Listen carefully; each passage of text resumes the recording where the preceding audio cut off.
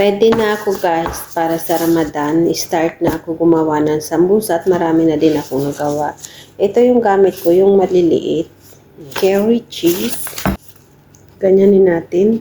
Tapos, pagkatapos tupiin na pag ganyan, tupiin naman uli pag ganito. Tapos, ayan. Dito natin ipapasok yung ating cheese. Curry. Then, paano tupiin? Ganito lang, diretso-diretso lang siya, ganyan. Tapos, ganyanin mo. Tapos, ganyanin mo. Nagtunaw ako ng arena.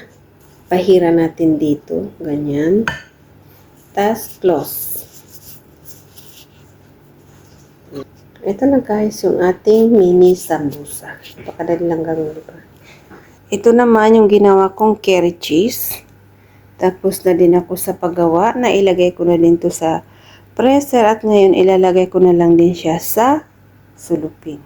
Naisulupin ko na lahat at ngayon ilalagay ko naman siya sa presser.